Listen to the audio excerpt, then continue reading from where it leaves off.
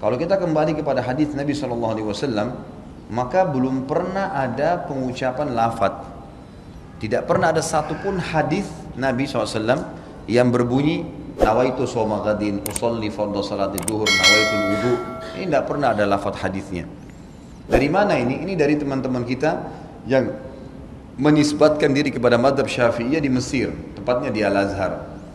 Disusunlah, mereka mengatakan niat itu harus ya supaya orang itu tidak lupa dan jelas dia ucapkan dengan lisannya.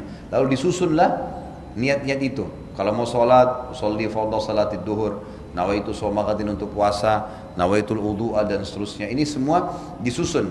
Mereka pun mengatakan dalam buku-buku mereka, ini adalah niat pelengkap, bukan niat asas. Niat asas dalam hati. Kalau ada seseorang mengucapkan dengan lisannya nawaitu shoma ghadin usolli fardhu salati duhur, tapi hatinya enggak niat sholat, enggak diterima. Tapi kalau ada orang niat dalam hatinya memang mau sholat duhur dan dia lupa ucapkan usolli fardhu salati duhur, diterima sholatnya karena asas niat adalah hati. Kalau jumhur ulama, Imam Ahmad, Imam Malik, Imam Abu Hanifah mengatakan tidak ada niat kecuali dalam hati. Oh kalau gitu nggak perlu dong talafuz usolli fardhul maghribi. Siapa bilang tidak perlu? Dalam mazhab Syafi'i mustahab, disukai. Nah pertanyaannya kenapa disukai? Sebab dengan kita melafazkan niat, kita sedang menuntun hati. Hati manusia ini selalu bergejolak. Hati manusia ini bulak-balik.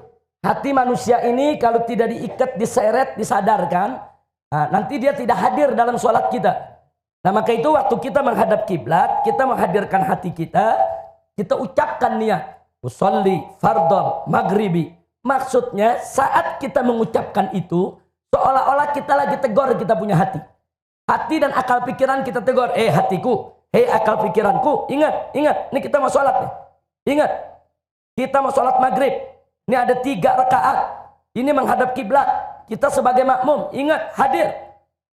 Jadi kita tuh lagi mencambuk kita punya hati.